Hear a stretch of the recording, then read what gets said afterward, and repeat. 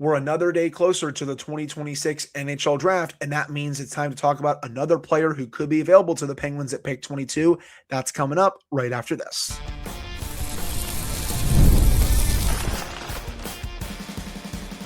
You're Locked On Penguins, your daily podcast on the Pittsburgh Penguins. Part of the Locked On Podcast Network, your team every day. Hello and welcome to the Tuesday edition of the Locked On Penguins podcast. I'm one of your hosts, Hunter Hodes. You can follow me on Twitter at Hunter Hodes. Joined by my co-host, Patrik Laine. You can follow him on all social media platforms at Synonym for Wet. You can also follow the show's Twitter at LO_Penguins. And you can follow us on Instagram at LockedOn_Penguins. Of course, thank you all so much for making this your first listen / watch of the day. We are free and available on all platforms. And finally, today's episode is brought to you by Odoo. Great organizations win because operations matter, and that's why you should get Odoo. Try for free today at odoo.com/lockedon. That's odoo.com/lockedon. A bit later on in the show, we're going to talk about a player hitting the free agent market that could be the next Anthony Mantha, but we expect him to have a lot of interest. Maybe the Penguins are one of those teams. We'll have to see. And then after that, we're going to talk about some news and notes surrounding the Penguins. Development camp roster has been released. Well, most of it. Preseason schedule has been released. And Penguins are set to get new owners, it looks like, today as well. But before we get to all of that, we're going to discuss another player who could be available to the Penguins at pick 22, and that is Adam Novotny of the Peterborough Petes of the OHL. Had a great season for the Petes. 34 goals, 65 points in 58 games. Also only had 1 assist in 6 playoff games, but still in the regular season, he was over a point per game. He met with the Penguins at the scouting combine in Buffalo earlier this month. My colleague Kelsey Cermax was able to talk to him, and he even said they showed him a lot of his clips, a lot of negative ones, and they wanted to basically hear, why you did what you did in those moments, what you learned from it, all that stuff. We've talked about it on the show at times, Pat, where they've shown players some not so good moments throughout their year, and they wanted to be like, okay, what did you learn from it? What would you do differently? And they want to gauge those answers. And it looks like Adam Novotny, had a really good interview by all intents and purposes. So I think with that, the production that he had, the shot that he has, especially, he can really rifle the puck. He's not afraid to use his release. One of my favorite ones was against the Brantford Bulldogs this year. Comes in on a 2-on-1 in overtime, slows up, and he's able to really set it up and just blows the puck right past the Bulldogs goaltender. He had no chance on it. Again, his release, it's absolutely disgusting. He has some nice one-timers on the power play. That's really the best part about his game, in my opinion, is his shot. He plays both special teams units. If you want to put him on your PK, that's good. You want to put him on your power play, he'll roam around the offensive zone. That's also good. He has good speed. I think he's a solid skater too. So those are just a few aspects of his game that I personally like, Pat. We talked about a little bit about him with Jesse on our Friday episode, but we wanted to go a little bit more in depth with him today. For sure. I would put him in kind of my middle tier if I were putting tiers of like players I would want to see the Penguins draft. That's fair. I don't dislike him. I like his shot quite a bit. I like his tenacity quite a bit, but it feels like he's still a little incomplete. And that's not a knock on him. Let's be honest. This year's draft and just in general, when you're picking in the bottom half, you're naturally going to get someone who is a project most of the time.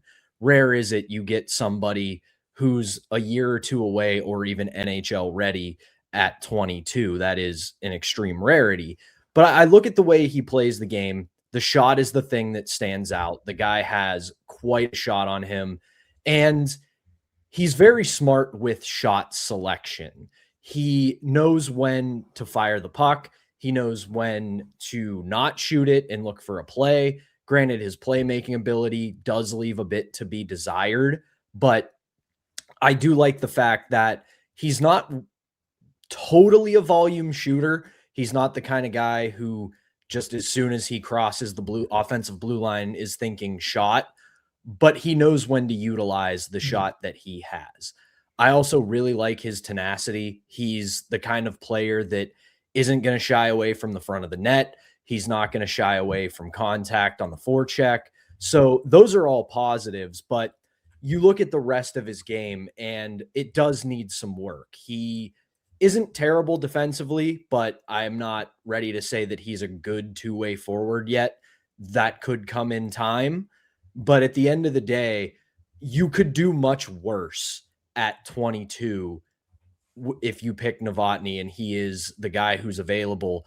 And I don't mean this as a shot at Kelsey. You guys know we love Kelsey, but we're in an era where just about everybody is media trained. Yeah. So the quote that he gave to Kelsey, that's kind of expected. It's more surprising now when a guy is a little bit more genuine, a little bit more off the cuff, but yeah, you hear him hit all the cliches of, oh, I like when my coaches are honest with me. And I like when they can break down my game.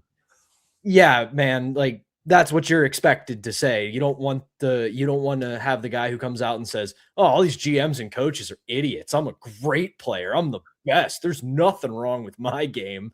But I just want to see all my great plays. Come on. Yeah. But at the end of the day, I do think there is, if this is who they decide to go with at 22, there's a lot of upside there. And I will say outside of a guy like Igor Chinnikov, and I'm not comparing him to Igor Chinnikov, let's not get carried away, there aren't a lot of pure shooters in the system right now. So there is a need for a player who has a shot like his.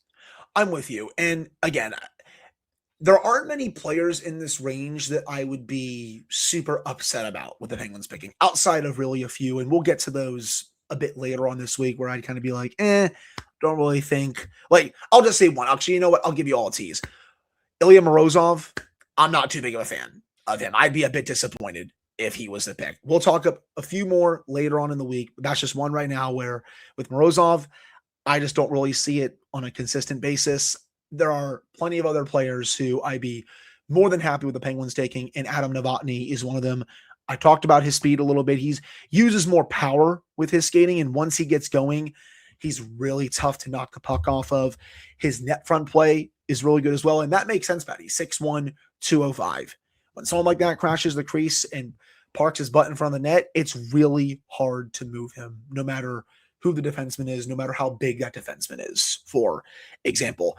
I still want to see him work more as a playmaker. I think his vision could be a little bit better. He did have some nice plays where he would set up some teammates for goals, but I still think that's an area where he can improve upon as well. Compete level, thought that was really solid throughout the season as well. He does a solid job of getting back to help defensively, never gives up on a play. But if there's one area that I think he really needs to work on, it's his playmaking, but there's plenty of time. He's still only 18 years old. I think that can come as he keeps developing. If he's there at 22 and the Penguins want to nab him, would be totally fine with it. Now, I'm with you. He's probably in my middle tier. Like my upper tier as a tease, it probably includes JP Hurlburt, Tommy Blyle, Ryan Lynn. If Ryan Lynn slides down to 22, that's a player you probably almost sprint up to the podium and take, considering he's one of the best defensemen in this class. I could also see the Penguins maybe even trading up a few spots to grab him. So those would be like my upper tier players, and we'll get into more of that later on this week as well. Adam Novotny's in like that second to third tier where I don't like him as much as some of those other guys, but I still like him, and I would be fine with him if he was the pick. Yeah, me too. And just so our listeners know, unfortunately, we probably aren't going to do our first round live stream like we did last year. So if you've been spending the last year trying to remember some guys from the history of the Penguins, we probably won't be doing a 2.5 hour remember some dudes while we wait for the Penguins to make a pick. But if we were doing that, and to your point, if Ryan Lynn slid to them, you guys would see me crash out on live, because that would be a dream pick, because that is not a defenseman who should be going in the 20s. That's a damn near top 10 talent on defense. So if he manages to slide to the Penguins, oh boy, we had ourselves a real good Friday night if that's who they end up getting. But back to Novotny. The thing that I will say, and I'll end it on this, is it kind of melds it all together for me with the playmaking, the shot selection, and all of that, is just the decision-making does, and this will sound contradictory from what I said earlier, but stay with me. He is good in shot selection. He's not just a volume shooter who shoots from everywhere and hopes it goes in. He does know when he should and shouldn't shoot, but at the same time, there are moments where instead of just trying to make a play, you can go cliche hockey man on this. There's nothing there. Put it behind the net. Let you or your teammates go to work. You don't have to force a pass through. You don't have to try to get yourself to a different position. Just keep it simple. Put it behind the net. Go retrieve it and restart. And if he can add a little bit of that to his game along with the playmaking, there is a lot of potential there for Novotny to be an impact forward. I'm with you. So as long as he works on that, continues his beautiful release, improves his skating even more, and heck, I think he's a pretty solid skater already. He adds more power to it. He's going to be even tougher to knock the puck off of as well. So those are our notes on Adam Novotny. Very good player. I would be totally good with him being the pick at 22 if the Penguins want to take him, even though I do have other players a bit higher up on my board for the Penguins at 22. But that's going to do it for our first segment. Coming up in the second segment, we're trying to find the next Anthony Mantha type deal in free agency, even though the Penguins probably aren't going to be too active. Is there a player that fits? Pat and I are going to talk about that coming up right after this. But before we get to that, we have to tell you all about one of our sponsors, which is Hims. ED is way more common than most guys think, and millions of men deal with it at some point. Hims offers a simple, convenient way to take care of your health by connecting you with licensed healthcare providers online and giving you access to personalized treatment options from the comfort of your own home. No awkward appointments, no pharmacy lines, just a straightforward process designed to make getting care easier. Taking care of yourself should not feel this complicated, and Hims makes the process private and easy to navigate. It's healthcare built around your schedule and your comfort. To get simple online access to personalized, affordable care for ED, hair loss, weight loss, and more, visit hims.com/lockedonnhl. That's hims.com/lockedonnhl for your free online visit. One more time, hims.com/lockedonnhl. Prescription required. See website for details and important safety information. Sildenafil is the generic version of Viagra. Viagra is a registered trademark of Viatris Specialty LLC. Hims is not affiliated with or endorsed by Viatris. And we're not done. We still got to tell you all about one more sponsor, which is Indeed. Workplace accounts can show up fast, and that's where Indeed Sponsored Jobs comes in. Indeed Sponsored Jobs helps you reach the candidate who actually fits what you're looking for based on skills, experience, and location. Finding the right person can make all the difference, whether it's building a business or building a winning team. Spend less time searching and more time actually interviewing candidates who check all of your boxes. Less stress, less time, more results. When you need the right person to cut through the chaos, this is a job for Indeed's Sponsored Jobs. And listeners of the show, you will get a $75 sponsored job credit to help get your job post the premium status it deserves at Indeed.com/podcast. Just go to Indeed.com/podcast right now and support our show by saying you heard about Indeed on this podcast. One more time, Indeed.com/podcast. Terms and conditions apply. Need to hire? This is a job for Indeed's Sponsored Jobs. All right, we're back here on the Tuesday edition of the Locked On Penguins podcast. I'm one of your hosts, Hunter Hodes, joined by my co-host, Patrik Laine. And Pat, the player we're about to talk about is someone who I think is going to get a lot of free agency interest because he's going to be so cheap. He hardly played this year, and if you go back the last 3 seasons, he has only played in 75 games overall when you look at these last 2 seasons with the Canadiens and the 23-24 season with the Columbus Blue Jackets.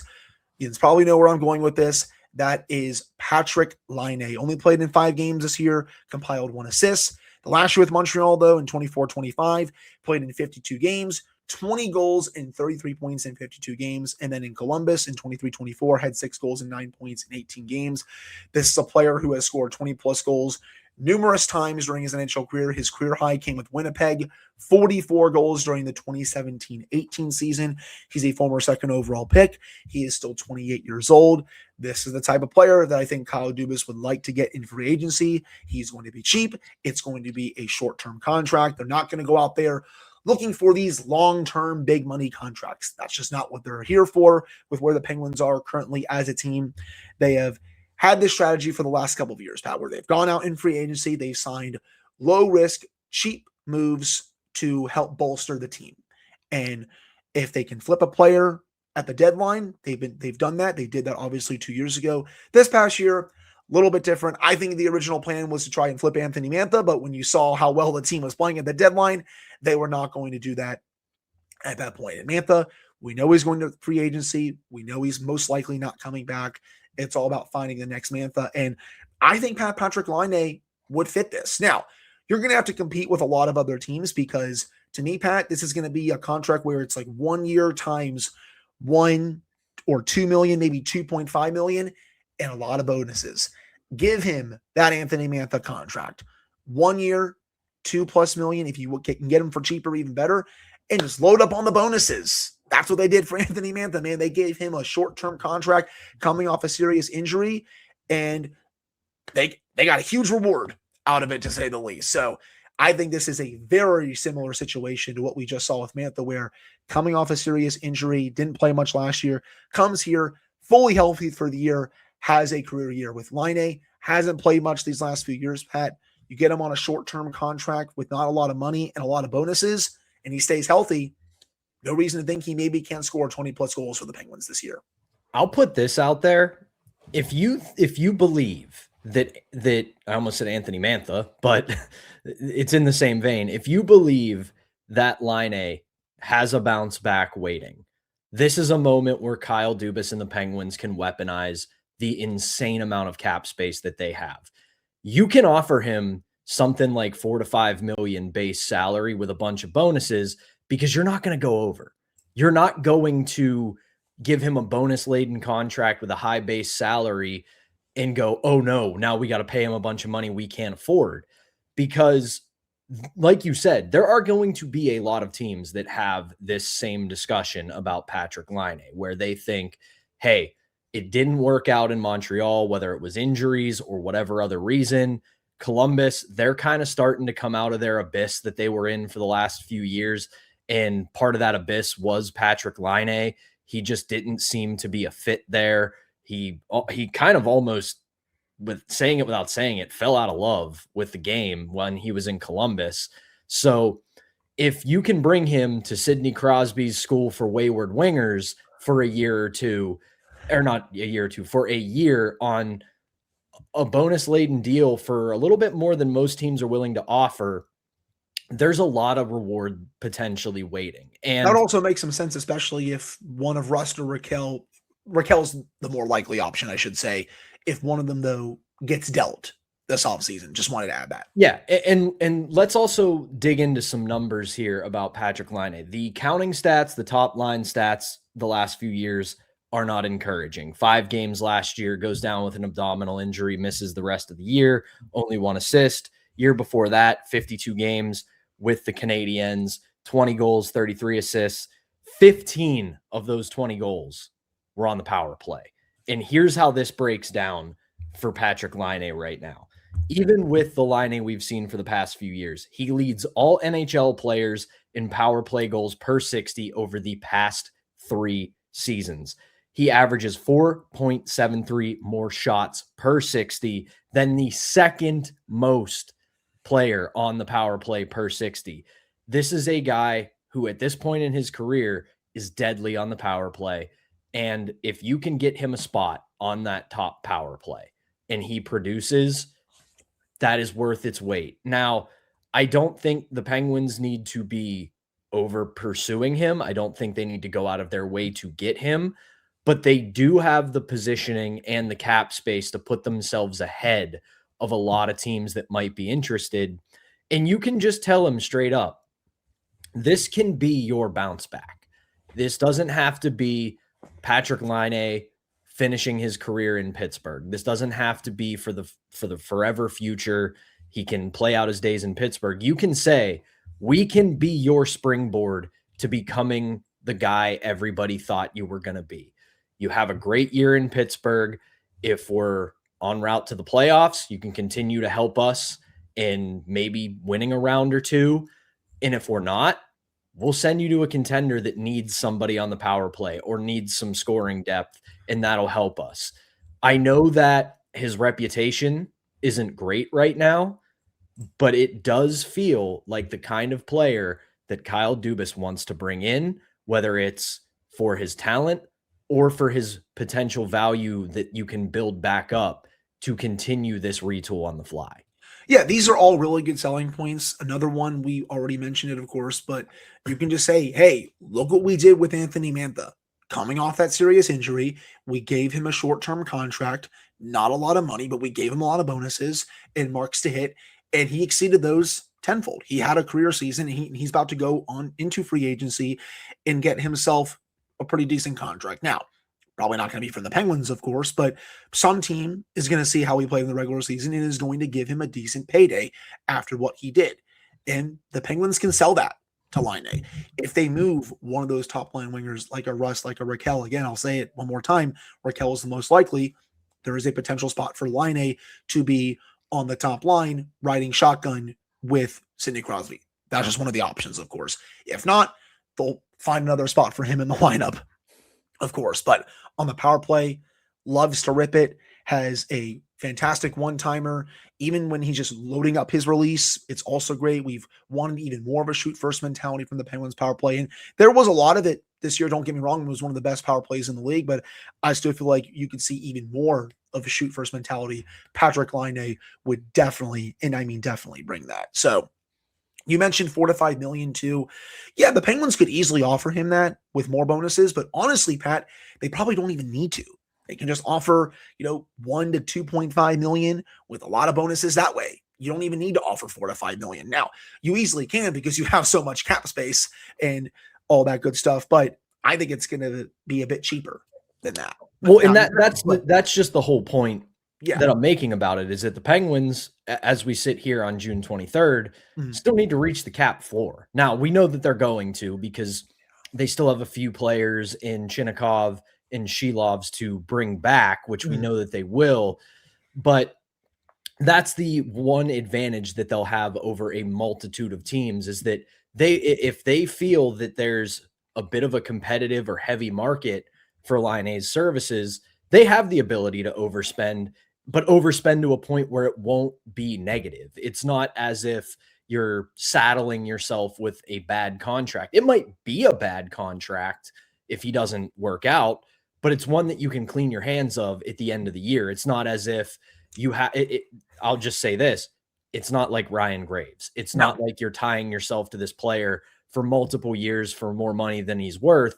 You can just look at him and go, all these teams are going to offer you 1.5, 2, 2.5 million and a bunch of bonuses. How's 4 million with a bunch of bonuses sound?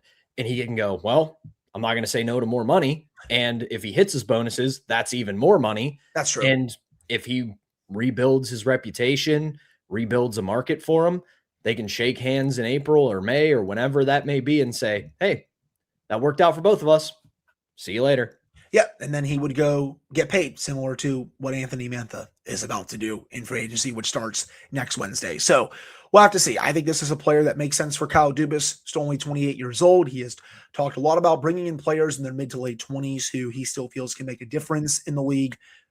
Patrik Laine, I know Pat hasn't played a lot these last few years, but I still think when healthy, this is a player that would score some goals for Penguins. But that's going to do it for the second segment. Coming up to end the show, we're going to discuss some news and notes around the Penguins, some small things to end the Tuesday edition of the Locked On Penguins podcast, and that's coming up right after this.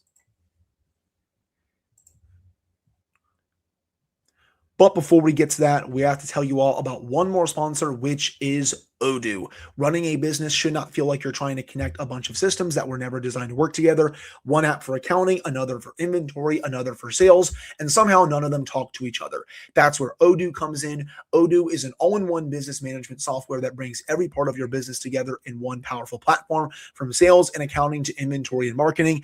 Everything works in one place, helping your team move faster, stay organized, and focus on growing the business instead of managing software.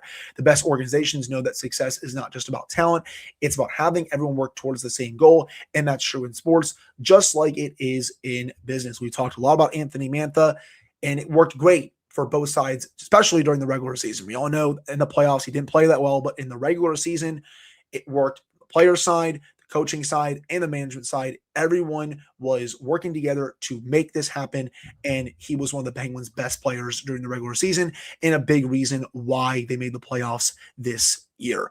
Great organizations win because operations matter, and that's why you should get Odoo. Try for free today at odoo.com/lockedon. That's odoo.com/lockedon. All right, we're back here on the Tuesday edition of the Locked On Penguins podcast. I'm one of your hosts, Hunter Hodes, joined by my co-hosts, Patrick Laine and Pat. Starting things off, the Penguins announced their preseason schedule, and thankfully, everyone, we only have 4 preseason games. Yes, there are fewer preseason games because the regular season is now going to 84 games. We're all going to have to get used to that because it's been an 82-game season for as long as you and I can remember, but we're going to 84 games now.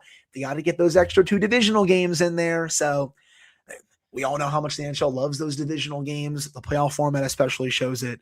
Again, hate the playoff format. But anyways, don't need to go into a huge rant about that. The 4 preseason games, first one, Monday, September 21st against Buffalo at PPG Paints Arena. They'll play again in PPG the next night on the 22nd against the Red Wings. And then on Thursday, the 24th, they'll play in Columbus. And then on the 26th, on Saturday, they'll play in Buffalo. And then remember, everyone, the season this year, it's also starting a bit earlier. September 29th will be opening night for the NHL. And for those wondering when the schedule is coming out, that will be mid-July, July 16th. That's actually the day I go away for my bachelor trip. So nice little timing there. But Pat, any thoughts on the preseason schedule? It's the same teams as always. Buffalo, Detroit, Columbus, as we all expect. They keep the travel relatively light for the preseason. You're not going out west or playing anything down south too far up in Canada. So it's the same as we expected. Also, don't forget that there will still be the prospect tournament challenge in Buffalo, or this year it'll be in Detroit, actually, now that I think of it. September 11th through the 14th concludes on my birthday. How about that? But yeah, I mean, here's the thing. I understand why you need the preseason, just because there are always bubble players and prospects who you want to get a better look at in game action. But we're also at an era in sports where the best players and the pro players, you know what they are, you know who they are for the most part. You don't need more than 4 games to figure that out. If you do, that's pretty much a you problem and not a player problem. So I'm good with the 2 and 2. And it's nice that they're bringing the 84 game season in, but starting it earlier. So we're not playing into nearly July. Like, what was it? 2 years ago, the Stanley Cup was given out on like June 24th or something. I'm as much of a hockey sicko as anyone, but nearly July is just way too long to go. So if we're going to do 84 games, let's be done in early June like we always are, and let's just keep it moving. Yeah, I'm with you on that. And, you know, the fewer preseason games we all have to watch, I think the better we are all for it. Just in general, I can only watch so many preseason games every year before I'm like, all right, I'm ready for the real thing to start. So 4 games this time. That's going to be the norm going forward. Again, Buffalo on the 21st. On the 22nd, they play Detroit, Columbus on the 24th, and then Buffalo again on the 26th. So basically, that whole week is preseason hockey, and then the regular season will start the week after. Also, Pat, the Penguins announced on Monday, development camp starts next Monday, June 29th. It will go through July 3rd at the UPMC Lemieux Sports Complex up in Cranberry. On Monday, they'll have plenty of sessions for skating and skills, Team A, Team B, and Team C. Same thing on Tuesday, Wednesday, and Thursday. And then Friday, of course, it will end with a tournament that kicks off at noon. Last year, that tournament was packed. I was there every day for Dev Camp last year. Awesome time. It's cool seeing the prospects get to do these cool drills. I know it's not like the Prospects Challenge where everyone is really trying, but it's still cool to see the players get to do some drills, whether it's skating, shooting, passing, the tournament. It's at least cool to see who stands out a little bit. Again, no one is giving their 100%, but it's at least some cool summer hockey for everyone out there. Pat, they have 22 players on this first roster. They're going to add more, but a few include Jordan Sharon, Cale Dock, Travis Hayes, Melvin Fernstrom, Will Horkoff, Ryan Miller is also there, Quinn Bouchane is there, Jake Levinovich, who the Penguins signed at the end of the 25-26 season, Brady Peddle, Charlie Trethaway, and only one goaltender right now, Gabriel Daigle. We'll have to see if they add another goaltender, but it's funny, Pat, because they have a goalie session each day before the tournament at 9 a.m. Gabriel Daig is the only goalie on the roster right now. So we'll see if they add another goalie to the mix of the next few days. But I would expect some of the draft picks this weekend to be added to that roster. Right. The roster you're looking at right now is not the finalized roster for this camp. There's obviously going to be most of the draft picks that they make this weekend. I imagine that there will be some moves and some trades over the next couple of weeks that maybe bring in some prospects. Yeah. So they'll probably get added. I also wouldn't be shocked to see some unsigned prospects get invited just to see what they're all about, because teams can do that. You know, you can add in a couple of players just to get a look at them. So, I mean, this is always a fun little kind of appetizer in the summer to kind of see what players are here, what players we've seen already. You can see what kind of progress they've made. Like, I'm curious to see how someone like Will Horkoff is going to do in this camp, just because he had such a big year at Michigan. He had such a standout season in the NCAA that it's you look at it as, obviously this isn't real hockey. It's not the challenge, but you want to see him show, this is why I'm the prospect that I am. You want him to stand out from the crowd. And the same kind of goes for Gabriel Daig. I want to see him not be unbeatable, but I want to see him really have a solid few days, make some big saves, turn some heads, just because he does seem like he has quite a bright future should he develop correctly. So it's a lot of fun. And we obviously know we will have somebody there to keep an eye on it, and we'll get all of our updates. Yes, Pat is correct. I will be there Monday through Friday. I'm excited to get there in the morning and get to see all the skating and skills drills. And then I'm especially excited for the tournament on Friday. That's the best part of Dev Camp. Like, yeah, I can see who does solid in drills, but at the end of the day, they're just drills. I'm there more for the tournament to see who stands out there. But at the end of the day, again, it is only development camp. It's a glorified practice/scrimmage. We can take more out of it once we get to the Prospects Challenge in mid-September, and that'll be here before you know it. And then finally, Pat, last thing before we get out of here, the NHL Board of Governors is set to meet today, and the Hoffman family is expected to be officially voted as the Penguins owners by the Board of Governors. They would take over from FSG 1 to 3 days after the vote is complete. So it looks like the new owners are about to officially take over. Yeah, it's nice to see this process come to an end. As our pal Josh wrote about in The Athletic yesterday, the one thing I'm curious to see that happens over the next however many years is what happens with Sportsnet Pittsburgh, because that is a wholly owned entity by Fenway Sports Group. So I don't know, and we still don't know yet, if that was part of the sale or if FSG is going to continue to have control of it, because they also have control over Nesson up in Boston, which does Bruins games and Red Sox games and all that good stuff. So I'm curious to see what happens with the Penguins TV rights and what happens with them over the next couple of years once ownership officially changes hands. But we don't know right now, but I have a feeling over the next year or two, we're going to get some clarity on what happens with the Penguins and their television rights over the next couple of years.